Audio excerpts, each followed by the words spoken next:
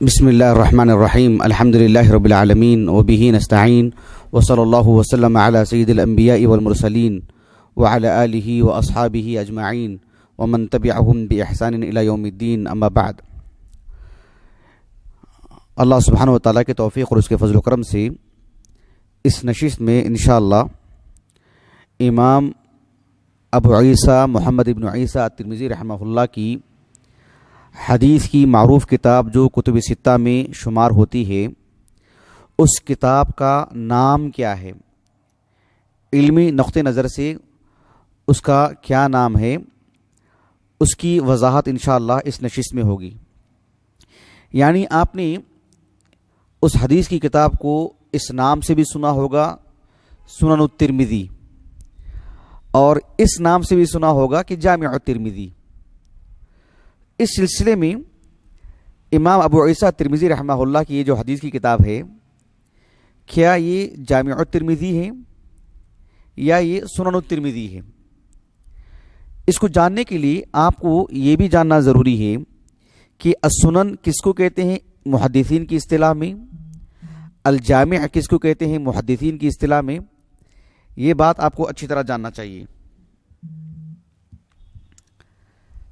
تو آپ دیکھیے السنن اور الجامع کا جو معنی ہے، دکتور ضیاء الرحمن العظمی رحمہ اللہ، جن کا ابھی 3-4 دن پہلے جو ہے آپ کی وفات ہوئی ہے، متعدد کتابیں ہیں آپ کی کتاب ہے معجم مصطلحات الحدیث ولطائف الاسانید، اس میں السنن اور الجامع کا جو معنی انہوں نے بتایا ہے الگ الگ، یعنی حرف السین میں آپ جائیں گے تو آپ کو السنن کا معنی ملے گا۔ تو السنن کا معنی جو انہوں نے بتایا وہ یہ کہ السنن ہی فی اصطلاح المحدثین کتب الاحکام المرتبہ علی الابواب الفقہیہ من الطہارہ والصلاۃ والزکاۃ الی ابواب العتق۔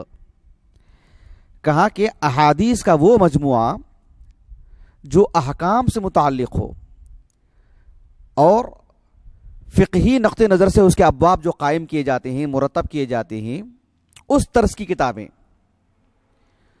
طہارت، نماز، زکوٰۃ، پھر اسی طرح کے جو احکام، مسائل، عبادات، اس کے بعد جو بیوع وغیرہ کے جو مسائل ہیں، نکاح کے، فرائض کے وغیرہ وغیرہ، الی ابواب العتق، یعنی کتاب الجہاد والسیر، پھر اس کے نتائج جو ہوتے ہیں، وہاں تک کے جو مسائل ہیں، سب کا جو اس طرز کی جو کتابیں ہوتی ہیں ان کو السنن کہا جاتا ہے۔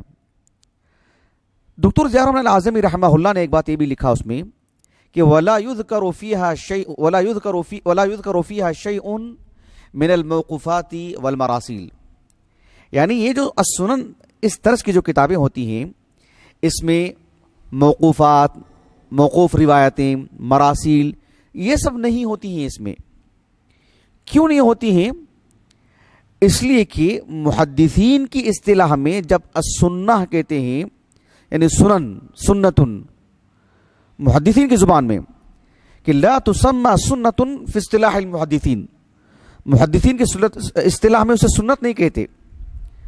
جو سنن کی جو اصطلاح میں اس کی بات کر رہا ہوں، جس میں موقوف، مراسیل، اس کی بات نہیں ہوتی ہے۔ مان لیں فإن ذکر فیہ شیء فإنہ للاستشہاد بھی، اگر موقوف روایتیں، مراسیل جو اس میں ہوتی ہیں، یہ بس استشہاد کے لیے، جو مسئلۃ الباب ہے، اصل الحدیث جو ہوتی ہے، بس اس کی تائید کے لیے، کسی مزید معنی کی وضاحت کے لیے یا دیگر فوائد کے لیے، اصلاً اس میں وہ چیز نہیں ہوتی ہے۔ اس اعتبار سے امام ابو عیسیٰ الترمذی رحمہ اللہ کے جو حدیث کی کتاب ہے وہ ہے السنن۔ اسی لیے دکتور ضیاء الرحمن العظمی رحمہ اللہ کو آپ دیکھیے، السنن حرف السین میں جب انہوں نے اس کا معنی بتایا تو آگے سنن ابی داؤد، سنن ابن ماجہ، سنن ترمذی، ان سب کا بھی تعارف کروایا انہوں نے۔ اس کتاب کا نام الجامع بھی ہے، اس کو جامع بھی کہتے ہیں۔ الجامع کا کیا مطلب ہے؟ الجامع کا معنی بتاتے ہوئے دکتور ضیاء الرحمن العظمی رحمہ اللہ نے ان کی جو معجم مصطلحات الحدیث، ابھی اس کتاب کا میں نے حوالہ دیا، اس میں انہوں نے یہ معنی بتایا کہ اس طرز کی جو کتابیں ہوتی ہیں، اس میں کیا چیز ہوتی ہے؟ کہا کہ مرتبۃ مرتبن یعنی ایسی کتاب ہے مرتبن علی علی علی ابواب الفقہ. لیکن فقہی اعتبار سے کیا معنی ہے اس کا؟ الجامع کا مطلب یہ ہوتا ہے کہ ایسی حدیث کی کتابیں جو فقہی اعتبار سے ہی مرتب کی جاتی ہیں، لیکن اس میں ایک زائد بات کیا ہوتی ہے؟ اس میں زائد بات یہ ہوتی ہے کہ اس میں جمیع موضوعات الدین، دین اسلام کی نمائندگی میں شرعی اعتبار سے جتنے بھی مسائل ہو سکتے ہیں تقریباً مسائل کا احاطہ ان کتابوں میں ہوتا ہے، جنہیں الجامع کہا جاتا ہے. عقیدتاً و شریعتاً یعنی عقائد سے متعلق بھی گفتگو ہوتی ہے اور شرعی احکام و مسائل سے متعلق بھی گفتگو ہوتی ہے. مثلا العقائد، الاحکام، السیر، التاریخ، الآداب، الرقاق، الفتن، التفسیر، اشراط الساعہ، المناقب، یہ سبھی موضوعات چونکہ امام ابو عیسیٰ ترمذی رحمہ اللہ کی جو حدیث کی کتاب ہے یہ اسی طرز کی ہے. اس میں احکام و مسائل بھی ہیں، ایمانیات کا جو حصہ ہے اس میں خصوصی طور پر کتاب القدر اس میں موجود ہے، آخری کتاب کتاب المناقب ہے وغیرہ. بہرحال تو اس اعتبار سے بھی اس کو الجامع کہتے ہیں علمی اعتبار سے. یہاں تک ایک بات ہماری ہو جاتی ہے، یعنی اس کتاب کا نام کیا ہے؟ السنن، وہ بھی درست ہے، الجامع وہ بھی درست ہے، لیکن مطلقاً جب اس کا نام جو ہے جو اہل علم کے ہاں ہوتا ہے عمومی طور پر اغلب وہ ہے السنن. کتب ستہ میں ہم جب اصطلاح بتاتے ہیں کہ سنن اربعہ، اس اعتبار سے کہ سنن ابی داؤد، سنن ترمذی، سنن نسائی، سنن ابن ماجہ، لیکن موضوعات کا جو احاطہ اس میں ہوا ہے اس کو الجامع بھی کہتے ہیں. دکتور ضیاء کی جو ابھی میں نے بات کی رحمہ اللہ، انہوں نے الجامع کا معنی بتاتے ہوئے جو بطور مثال اس طرز کی کتابوں کے جو نام انہوں نے دیے ہیں نا، الجامع الصحیح امام بخاری امام مسلم کی طرح انہوں نے جامع ترمذی کا بھی نام لکھا، اس میں سنن میں بھی لکھا ہے اور یہاں بھی لکھا ہے. تو دونوں نام اس پر جو ہے منطبق ہوتے ہیں، السنن بھی اور الجامع بھی. یہ ایک بات ہو گئی. دوسری بات یہ ہے کہ کیا امام ابو عیسیٰ الترمذی رحمہ اللہ کی یہ جو الجامع ہے کیا اس کو الجامع الصحیح کہیں گے؟ یعنی الصحیح کا اطلاق ہو سکتا ہے اس پر؟ اس حدیث کی کتاب میں جو احادیث ہیں اس میں کیا ساری کے ساری احادیث ایسے ہیں جس طرح سے ہم امام بخاری کی الجامع الصحیح کہتے ہیں، کیا اس طرز کی یہ کتاب ہے کہ صحت کا وہ معیار ہے کہ اس میں اس کو الجامع الصحیح کہیں؟ امام ترمذی رحمہ اللہ کی جو السنن ہے، یہ ایک اہم بات ہے جو میں آپ کو سمجھانا چاہتا ہوں.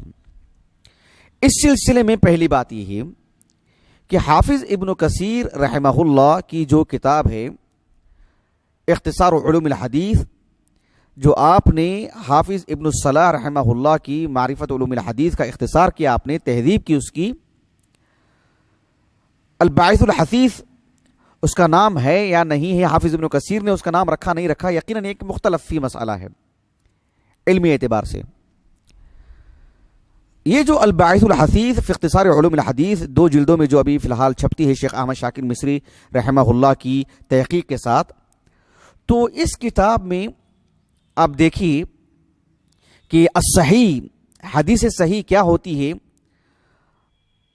اس کی تعریف، پھر یہ کس کتاب پر یہ جو ہے لفظ منطبق ہوتا ہے الصحیح، اس کو بتاتے ہوئے ابن کثیر رحمہ اللہ نے ایک عنوان ہی ایسے قائم کیا ہے کہ اطلاق اسم صحیح علی الترمذی والنسائی، کہ کیا سنن ترمذی اور سنن نسائی کو بھی الصحیح کہہ سکتے ہیں جس طرح سے صحیح بخاری کے لیے کہتے ہیں. ابن کثیر رحمہ اللہ نے اس عنوان کے تحت 2 جلیل القدر عالم دین، معروف علماء، معروف محدثین، ایک امام ابو عبداللہ الحاکم رحمہ اللہ اور دوسرے ہیں خطیب بغدادی رحمہ اللہ. امام حاکم رحمہ اللہ کا انتقال ہوا 405 ہجری کو اور خطیب بغدادی رحمہ اللہ کی وفات ہوئی ہے 463 ہجری کو.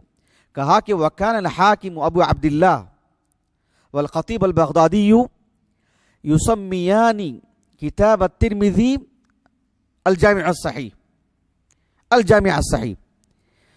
یعنی ابن کثیر رحمہ اللہ کہتے ہیں کہ امام حاکم اور خطیب بغدادی رحمہم اللہ اجمعین، ان دو اصحاب علم نے سنن ترمذی کو الجامع الصحیح کہا، یعنی انہوں نے الجامع الصحیح کہا اس کتاب کو، سنن ترمذی کو۔ حافظ ابن کثیر رحمہ اللہ نے ان دونوں اصحاب علم کا قول نقل کرنے کے بعد، ان کی طرف منسوب اس بات کو ذکر کرنے کے بعد، ابن کثیر رحمہ اللہ نے جو بات کہی وہ بہت اہم ہے۔ حافظ ابن کثیر رحمہ اللہ نے کہا کہ وَهَذَا تَسَاهُلٌ مِّنْهُمَا، امام حاکم اور خطیب بغدادی رحمہ اللہ ان دونوں اصحاب علم سے متعلق یہ تساہل ہے، یعنی یہ درست نہیں ہے، یہ علمی اعتبار سے ایک تساہل ہے یہ کہ اس کو الصحیح کہہ دینا۔ کیوں؟ اس لیے کہ لِأَنَّ فِيهِ أَحَادِيثُ كَثِيرَةٌ مُنْكَرَةٌ، سنن ترمذی میں بیشتر احادیث ضعاف کی قبیل سے ہیں، اس کے باوجود بھی اس کو الجامع الصحیح کہنا یہ تساہل ہے۔ یہ حافظ ابن کثیر نے کہا رحمہ اللہ، اللہ جزائے خیر دیں۔ امام ابو عبداللہ الذہبی رحمہ اللہ کو 748 ہجری آپ کا سن وفات ہے، متعدد کتابوں کے مصنف، جلیل القدر عالم دین۔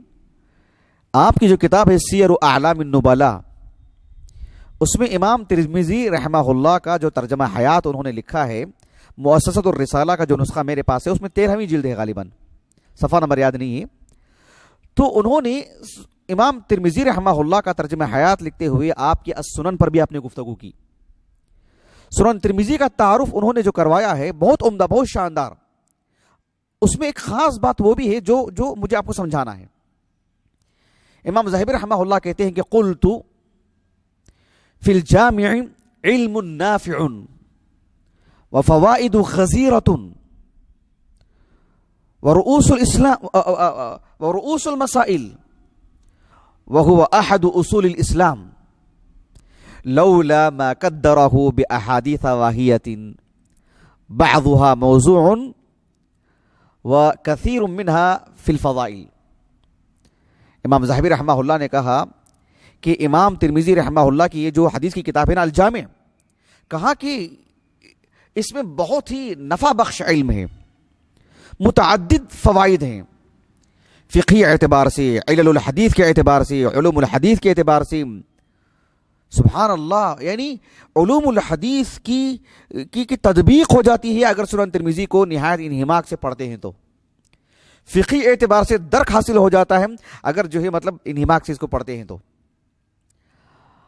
اور شرعی اعتبار سے آپ دیکھیں گے کہ مسائل کا اس قدر احاطہ ہے کہ تقریباً اس میں مسائل آ چکے ہیں،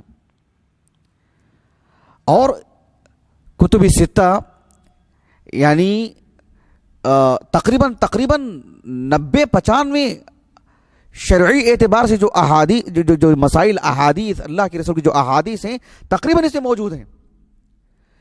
اسی لیے اہل علم نے یعنی جو احادیث کو ترتیب دی ہیں، کتب ستہ کی اصطلاح وجود کب آئی، ان 6 کتابوں کا انتخاب کیسے ہوا، میں نے مستقل گفتگو کی ہے اس پر۔ تو یہ احد اصول الاسلام سنن ترمذی، لیکن کہا کہ لولا ما قدرہ باحادیث واہیۃ، اگر امام ترمذی رحمہ اللہ اپنی اس حدیث کی کتاب کو ضعیف احادیث سے مختلط نہ کرتے، ضعیف احادیث کو داخل کر کے اس کتاب کے جمال کو، حسن کو، مقام مرتبے کو اگر کم نہ کرتے، کیونکہ اس میں بعض تو موضوع ہیں، بعض احادیث تو اس میں موضوع ہیں، سنن ترمذی میں موضوع روایات ہیں نہیں ہے، مستقل ایک مسئلہ وہ بھی پڑھیں گے ہم لوگ انشاءاللہ۔ مولانا عبد الرحمن مبارک پوری رحمہ اللہ، اللہ تعالیٰ غریق رحمت فرمائے، آپ نے جو تحفۃ الاحوذی پر جو مقدمہ آپ نے لکھا ہے، آپ نے اس کی نفی کی، اس میں کوئی حدیث موضوع نہیں ہے، لیکن اس میں حدیثیں موضوع حدیثیں بھی ہیں۔ امام ذہبی رحمہ اللہ نے کہا کہ بعضها موضوع وکثیر منها فی الفضائل، اور فضائل کے باب میں آپ دیکھیں گے کہ بیشتر احادیث، چاہے وہ طہارت میں فضائل کی بات ہو، چاہے وہ مناقب میں ہو، چاہے وہ دیگر امور سے متعلق ہو، فضائل کے باب میں وہ ایک مستقل ایک موقف بھی ہے، لیکن اس نقطہ نظر سے احادیث بہت بڑی مقدار میں ضعیف ہے۔ ابو بکر ابن العربی رحمہ اللہ نے جو عارضۃ الاحوذی آپ کی کتاب ہے، اس کے مقدمے میں سنن ترمذی کا جو انہوں نے تعارف کروایا ہے، کہا کہ اس میں 14 ایسے علوم ہیں جو کسی اور کتابوں میں نہیں ملتے ہیں. کئی طرح سے آپ نے گنوایا، کہا کہ اسند، صحح، عدد الطرق، جرح وعدل. اس میں مسند روایتیں ہیں، یعنی مرفوع روایتیں آپ نے پیش کی. آپ نے اس میں متعدد طرق لے کر کے آئے، یعنی مراسیل اور موقوف. پھر اسی طرح سے آپ نے کچھ روایتوں کو صحیح کہا، کچھ روایتوں کو ضعیف کہا. علت کیا ہے بتائیں. علل الحدیث پر خوب کام کیا آپ نے. ضعیف روایت لائے، یہ مقصود ہے. حدیث کو من حیث القبول والرد آپ نے کام کیا اس پر. کہنے کا مقصود یہ ہے کہ اس میں ضعیف روایتیں بھی ہیں، تو الجامع الصحیح کیسے اس کا نام ہو سکتا ہے، یہ مقصود. خود امام ابو عیسیٰ ترمذی رحمہ اللہ نے سنن ترمذی کے بالکل آخر میں جو مطبوع رسالہ ہے العلل، اس میں آپ نے اس بات کی وضاحت بھی کی کہ ہم نے اس میں جو باتیں نقل کی ہیں، یعنی فقہی اعتبار سے علماء کے جو اقوال نقل کی، کہا کہ انا حملنا علی ما بینا من قول الفقہاء یا من اقوال الفقہاء وعلل الحدیث. کہا کہ ہم نے اس کتاب میں فقہاء کے اقوال اور علل الحدیث جو ہم نے بیان کیا ہے، اس اعتبار سے کہ لما سئلنا، جب ہم سے سوال کیا گیا، ہم سے پوچھا گیا. کہا کہ ایک زمانے تک تو میں نے توقف اختیار کیا. امام ترمذی کہتے ہیں کہ فلم نفعلہ زمانن، ایک مدت تک میں نے کچھ کام کیا ہی نہیں اس پر. پھر اللہ کی توفیق، اس کے فضل و کرم سے کہا کہ میں نے اس کو آغاز کیا. اور فعلنا، ہم نے اس لیے اس کام کو انجام دیا، اس لیے کہ ہمارے اس فعل کے ذریعے سے، ہمارے اس عمل کے ذریعے سے لوگوں کو ایک فائدہ ہوگا، طلبہ کو فائدہ ہوگا. اس میں آپ نے حدیث کو احادیث صحیحہ بھی لے کر کے آئے، تو اس میں معلول روایتیں بھی لے کر کے آئے. خود امام ترمذی رحمہ اللہ نے یہ بات کہی کہ ہم نے اس میں ان احادیث میں جو علت ہے ہم نے اس کو بیان کیا. حدیث معلول ہے، حدیث ضعیف، اس کو ہم نے بیان کیا، اس کے ضعف کو بیان کیا. ہم نے کئی ایک روات پر جرح کیا آپ نے. اس کے باوجود بھی الجامع الصحیح اس کتاب کے لیے کیسے کہا جا سکتا ہے؟ اسی لیے شیخ محمد ناصر الدین البانی رحمہ اللہ نے سنن ترمذی، جو صحیح اور ضعیف سنن ترمذی ایک ساتھ جو چھپی ہے، میں اس کی بات نہیں کر رہا ہوں. سنن ترمذی جو مجلد ہے سنن اربعہ، اس میں سنن ترمذی پر جو مقدمہ آپ نے لکھا ہے بہت ہی شاندار، بہت ہی علمی، اور میں نے مکمل طور پر اس سے فائدہ اٹھایا الحمدللہ. بہت ہی جامعیت کے ساتھ آپ نے احاطہ کیا، جو لاجواب، ہر طالب علم کو پڑھنا چاہیے. صرف سنن ترمذی سے متعلق نہیں، متعدد جہت سے وہ مالا مال ہوگا باذن اللہ. شیخ البانی رحمہ اللہ نے بہت ہی شاندار تجزیہ کرتے ہوئے امام ترمذی رحمہ اللہ کے اس قول کو نقل کرنے کے بعد کہا کہ ان صنیع المؤلف فی ینفی تلک التسمیہ نفیا باتا.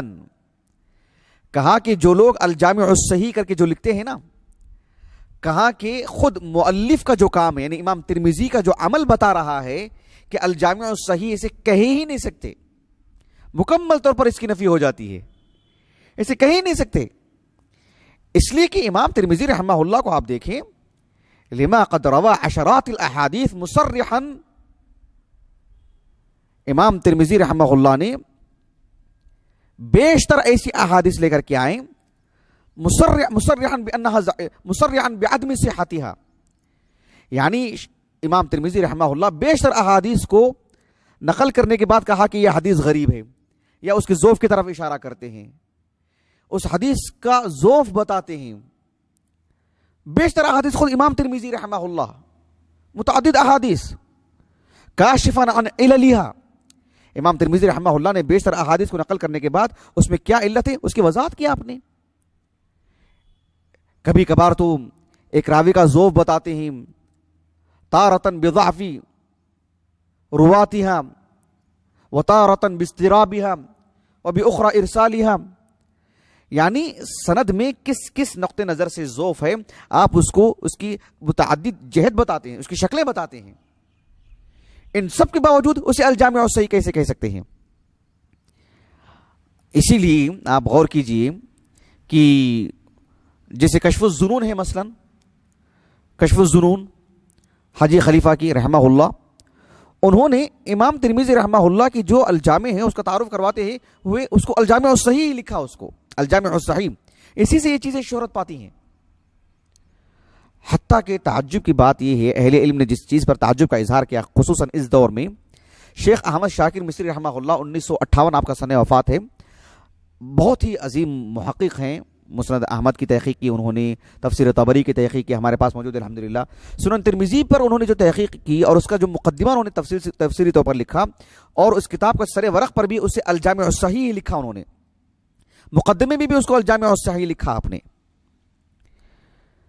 امام شیخ احمد شاکر مصری رحمہ اللہ نے اس کو ان کے مقدمے میں الجامع الصحیح لکھا، اور وہ کتاب جو چھپی ہے دارالفکر بیرو سے جو مکتبے میں موجود ہے، اس پر بھی جو الجامع الصحیح لکھا ہوا ہے. بہرحال علمی اور فنی اعتبار سے یہ درست نہیں ہے کہ اس کو الجامع الصحیح کہیں. ایک قول کی وضاحت میں آپ کو کر دوں جو بہت ہی مشہور ہے. یہ جو قول میں آپ کو بتانے جا رہا ہوں، اس قول کا آدھا حصہ ابن حجر رحمہ اللہ کی تہذیب التہذیب میں آپ کو ملے گا، امام ترمذی کے ترجمہ حیات میں. اس کا بقیہ آدھا قول آپ کو دیکھیں گے کہ سیر اعلام النبلاء امام ذہبی کی اور انہی کی دوسری کتاب تذکرۃ الحفاظ میں وہ مکمل قول ہے، یعنی آدھا قول اس میں نہیں ہے تہذیب و تہذیب میں جو ابن حجر نے ذکر کیا ہے. لیکن ابن حجر کے قول کو، ابن حجر رحمہ اللہ نے جو قول ذکر کیا ہے تہذیب و تہذیب میں، اس کو میں آپ کو بتاتا ہوں. دھیان دیجئے گا کہ کتنی فنی طور پر جو ہے علمی اعتبار سے اس میں چوک ہوئی ہے. اور یہ جو پوری تحقیق ہے شیخ البانی رحمہ اللہ کی تحقیقات سے میں نے استفادہ کر کے میں آپ کو بتا رہا ہوں. لیکن اصل کتابوں سے میں نے مراجعہ کیا ہے، تہذیب و تہذیب ہو، سیر و اعلام النبلاء ہو، یا جو ہے تذکرۃ الحفاظ ہو. لیکن اصل مسئلے کو سمجھنے کی کوشش کریں. بات کیا ہے؟ امام ترمذی رحمہ اللہ کا ایک قول ہے. امام ترمذی رحمہ اللہ کہتے ہیں کہ صنفت هذا الکتاب یعنی الجامع الصحیح. غور کیجئے آپ، صنفت هذا الکتاب یعنی المسند الصحیح. ابن حجر رحمہ اللہ کی جو تہذیب التہذیب ہے اس میں امام ترمذی رحمہ اللہ کے ترجمہ حیات میں جو قول جن الفاظ کے ساتھ منقول ہے وہ یہ کہ امام ترمذی کا یہ قول منقول ہے کہ صنفت هذا الکتاب یعنی المسند الصحیح. المسند الصحیح اس کو سامنے رکھیے آپ. ہر دو اعتبار سے قابل مؤاخذہ قول ہے، یہ قابل گرفت قول ہے. یہ کس قدر اس پر علمی نقد کیا جا سکتا ہے غور کیجیے. المسند الصحیح ایسے ہیں گویا کہ امام ترمذی یہ کہہ رہے ہیں، امام ترمذی کی طرف منقول ہے، یہ منسوب ہے. یہ امام ترمذی کی طرف یہ منسوب ہے کہ صنفت هذا الکتاب یعنی المسند الصحیح. ثم فعرضته على علماء الحجاز والعراق وخراسان فرضوا بی. پھر میں نے اس کتاب کو علماء عراق یعنی علماء بغداد، علماء کوفہ، علماء واسط، علماء بصرہ اور قرب و جوار کے علماء ہمدان وغیرہ وغیرہ، ان علاقے کے جو بڑے بڑے محدثین ہیں میں نے ان کی خدمت میں اس کتاب کو پیش کیا. علماء حجاز کی خدمت میں نے پیش کیا، اور علماء خراسان، نیسابور وغیرہ، الرئی، دیگر علاقے، ہرات وغیرہ، ان سب علماء کی خدمت میں نے پیش کیا. سب جو ہے اس پر راضی ہو گئے، یعنی اس حدیث کی احادیث کی صحت سے متعلق. اس میں کیا قول ہے کہ صنفت هذا الکتاب یعنی المسند الصحیح. المسند الصحیح یہ قول منقول ہے تہذیب و تہذیب میں. کیا یہ قول درست ہے؟ اس کی تفصیل کیا ہے اب میں آپ کو بتاتا ہوں. سب سے پہلی بات یہ ہے کہ اس قول کو جن صاحب نے نقل کیا ہے وہ ہے منصور ابن عبداللہ ابو علی الخالدی. یہ صاحب ہیں.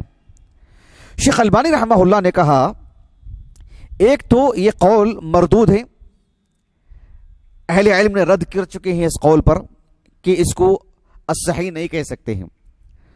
جس طرح سے ابھی آپ کے سامنے وہ قول نقل کیا گیا نا ابن کثیر کا رحمہ اللہ الباعث الحثیث فی اختصار علوم الحدیث سے، کہ ابو عبداللہ الحاکم اور خطیب بغدادی رحمہ اللہ نے اس کو الجامع الصحیح کہا، اور ابن کثیر رحمہ اللہ نے کیا کہا رد کرتے ہوئے، کہا کہ وفیہ تساہل منہما، کیوں؟ لأن فیہ احادیث کثیرہ منکرہ، اس میں بکثرت ضعیف روایات ہونے کی وجہ سے الجامع الصحیح کہہ دینا یہ دراصل تساہل ہے امام حاکم کا اور خطیب بغدادی کا۔ تو شیخ البانی رحمہ اللہ نے کہا کہ جس طرح سے ابن کثیر رحمہ اللہ نے امام حاکم اور خطیب بغدادی رحمہ اللہ کے اس قول کو رد کر دیا ہے اور تساہل سے تعبیر کیا ہے، کہا کہ منصور ابن عبداللہ ابو علی الخالدی کا قول بھی بالکل ویسے ہی کہا، اس قول سے متعلق یہی کہا جائے گا کہ یہ ان کا تساہل ہے۔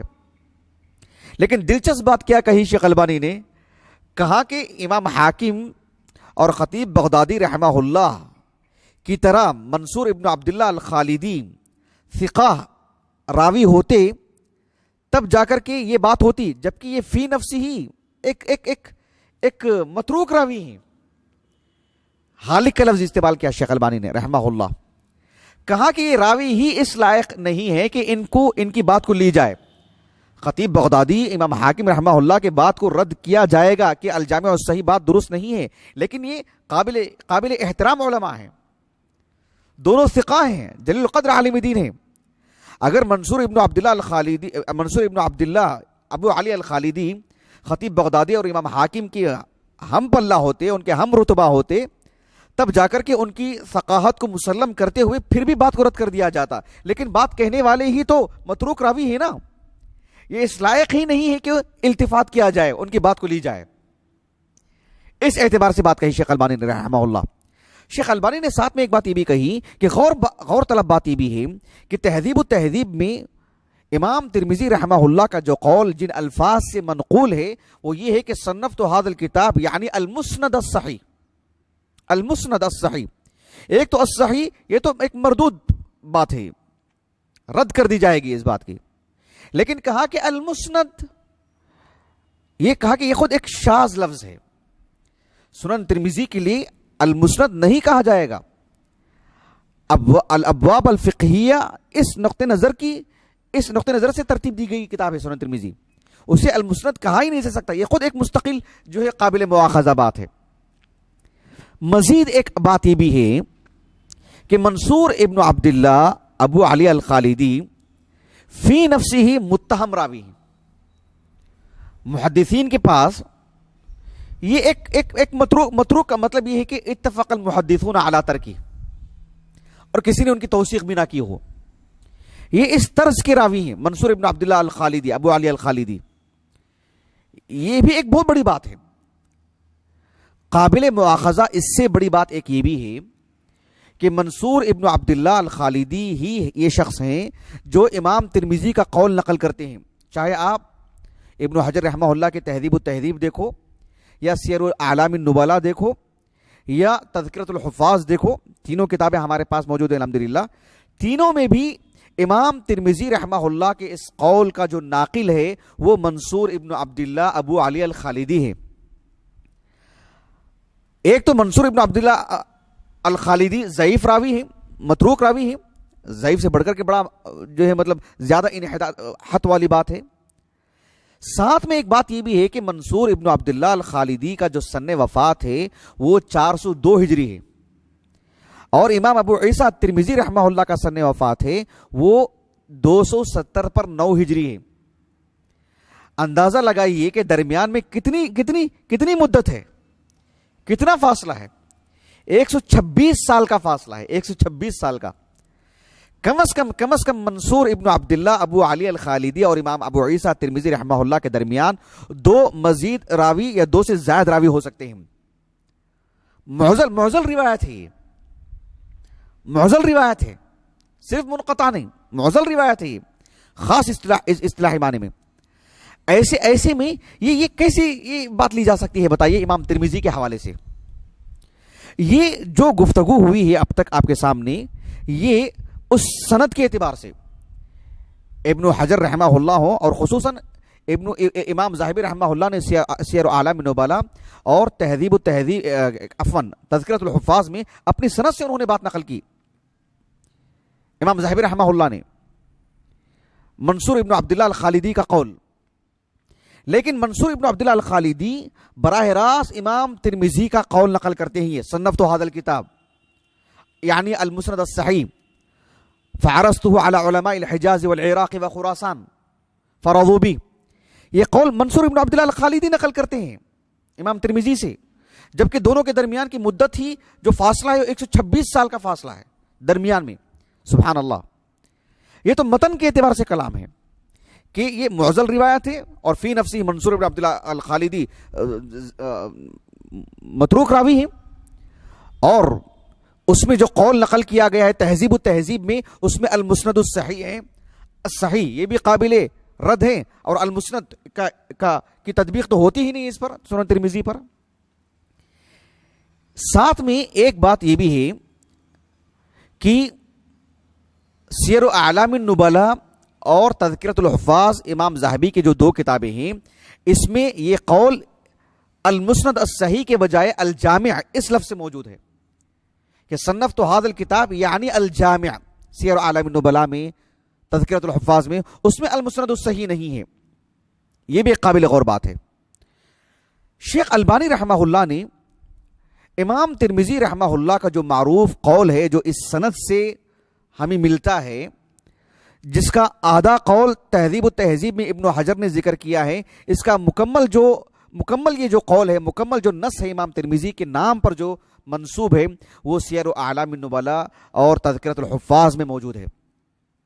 اس میں کیا ہے؟ امام ترمذی رحمہ اللہ سے یہ قول نقل کیا گیا ہے اسی سند سے مزید مکمل قول سیر اعلام النبلا اور تذکرۃ الحفاظ میں کہ من کان فی بیتہ هذا الكتاب یعنی الجامع فکأنما فی بیتہ نبی یتکلم، کہ جس گھر میں یہ کتاب ہوگی، کون سی؟ سنن ترمذی. جس گھر میں یہ کتاب ہوگی سنن ترمذی، گویا کہ اس گھر میں اللہ کے رسول موجود ہیں اور اس سے ہم کلام ہو رہے ہیں. یہ بہت مشہور قول ہے، سنن ترمذی کے سر ورق پر بھی لکھا جاتا ہے، اور ہم لوگ تو تعلیمی زمانے سے پڑھتے آ رہے ہیں اس کو. شیخ البانی رحمہ اللہ نے ایک تو سند پر بہت دقیق کلام کیا، اور اس کو اور اس پر خوب علمی نقد کیا، جو ہم نے آپ کے سامنے رکھا ہے. اس قول پر، اس نص پر معنوی اعتبار سے جو کلام کیا شیخ البانی نے، وہ بھی قابل غور ہے. شیخ البانی رحمہ اللہ نے کہا کہ وفیہ مبالغۃ شدیدہ فی مدح ھذا الکتاب وانا استبعد ان تصدر منہ وانا استبعد علی ان تصدر منہ. شیخ البانی رحمہ اللہ نے کہا کہ امام ترمذی کے نام پر منسوب اس قول میں سنن ترمذی سے متعلق جو تعریفی کلمات کہے گئے ہیں اس میں شدید مبالغہ ہے، بہت ہی مبالغہ ہے. کہ من کان فی بیتہ ھذا الکتاب یعنی الجامع فکأنما فی بیتہ نبی یتکلم، گویا کہ اس کے گھر میں نبی ہے اور اسے ہم کلام ہو رہے ہیں. شیخ البانی رحمہ اللہ نے کہا کہ میں یعنی اس کو مستبعد گردانتا ہوں، یعنی میں اس کو ناممکن سمجھتا ہوں، یہ میرے لیے ایک مشکل بات ہے، یعنی ایسا ہو نہیں سکتا، یہ معنی مستحیل ہے کہ امام ترمذی جیسے عالم دین اتنی بڑی بات کہہ دیں. کیوں؟ اس لیے کہ خود امام ترمذی رحمہ اللہ نے اپنی اس الجامع میں متعدد روایات ضعیف لائے ہیں، اس کا ضعف بتائے ہیں، راویوں پر کلام کیا ہے، حدیث میں موجود اس کے سند میں جو علت ہے اس کو واضح کیا ہے آپ نے، اور جو ہے العلل میں اس کو مستقل طور پر ذکر کیا ہے کہ ہم نے اپنی السنن میں یا الجامع میں احادیث میں جو موجود علت ہے اس کو بتایا آپ نے. موضوع روایتیں ہیں، اس میں فضائل کے باب میں ضعف ہے، اس میں ضعف ہے، ضعیف روایتیں ہیں، یہ تو بیشتر اہل علم کہتے ہیں.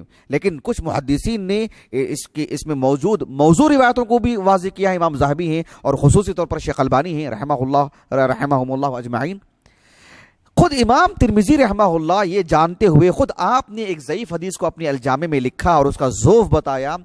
اس کو معلول قرار دیا. آپ یہ بات کیسے کہہ سکتے ہیں کہ فَكَأَنَّمَا فِي بَيْتِهِ نَبِيٌّ يَتَكَلَّمُ؟ اتنی بڑی بات ایک ضعیف روایت کو نبی کی طرف منسوب کیسے کر سکتے ہیں امام ترمذی رحمہ اللہ؟ ایک موضوع روایت کو امام ترمذی رحمہ اللہ کے رسول کی طرف جانتے بوجھتے کیسے منسوب کر سکتے ہیں؟ کیسے کہہ سکتے ہیں کہ فَكَأَنَّمَا فِي بَيْتِهِ نَبِيٌّ يَتَكَلَّمُ؟ یہ بات شیخ البانی نے کہی، یقیناً اس میں بہت وزن ہے. اور پہلی بات تو وہی ختم ہو جاتی ہے سندن، کیونکہ یہ آپ کے سامنے واضح ہے. نص جو قول ہے امام ترمذی کا آپ کی طرف جو منسوب ہے، معنی اس میں جو ہے اس پر بھی شیخ البانی رحمہ اللہ نے خوب کلام کیا ہے. جو ایک طالب علم کے لیے جس کا جو تقلیدی طور پر علم حاصل نہیں کرتا ہے اور جامد مقلد نہیں ہے، تحقیقی طور پر علم حاصل کرنا چاہتا ہے، وہ بھلے ہی یہ قول بہت مشہور ہے اور منسوب ہے امام ترمذی کے نام پر، خود سنن ترمذی کے کتاب کے سر ورق پر یہ قول آپ کو مل جائے گا، لیکن اس قول کی یہ حیثیت ہے سند کے اعتبار سے بھی اور اس کے جس کا جو متن ہے اس اعتبار سے بھی. اسی لیے شیخ البانی رحمہ اللہ نے بار بار تنبیہ کی کہ اس کو الجامع الصحیح نہیں کہنا چاہیے، یعنی اس کو بھی الجامع الصحیح نہیں کہنا چاہیے، اور جو کتب ستہ ہیں اسے کتب صحاح نہیں کہنا چاہیے. صحیح بخاری صحیح مسلم جو ہے وہ الصحیحین.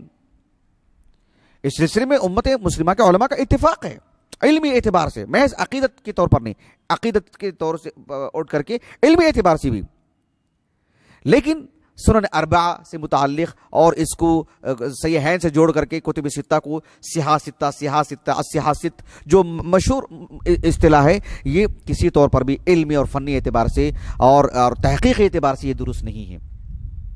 مولانا عبد الرحمن مبارک پوری رحمہ اللہ کی جو تحفۃ الاحوذی ہے، ایک شاندار شرح ہے، اس پر جو آپ نے مقدمہ لکھا ہے جو خود ایک مجلد ہے، اور جو ہے سنن ترمذی سے متعلق ہو یا علم حدیث سے متعلق ہو، تحفۃ الاحوذی پر جو لکھا گیا مقدمہ ہے، متعدد فصول ہیں اس میں، طالب علم کو یعنی استاذ کی رہنمائی میں پڑھنا چاہیے، بے حد مفید.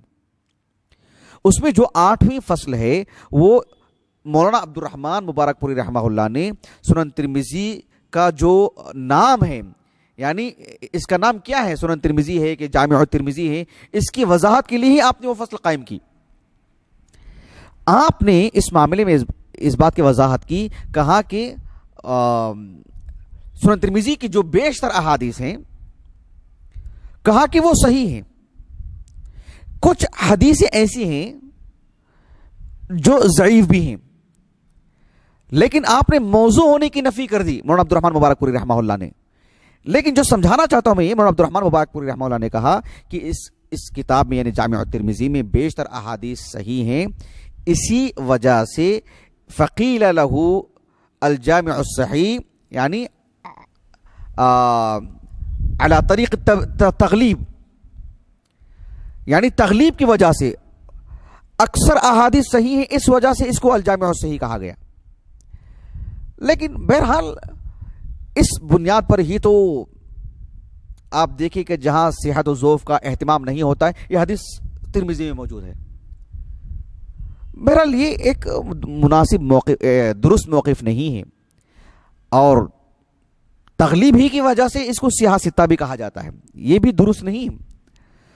آج سے 50 سال 60 سال پہلے بر صغیر میں، عرب میں بھی خصوصیت کے ساتھ بر صغیر میں صحاح ستہ، اور آج بھی آپ دیکھیں گے عامت الناس کی زبان میں، حتیٰ کہ طلبہ، حتیٰ کہ کئی ایک اصحاب علم.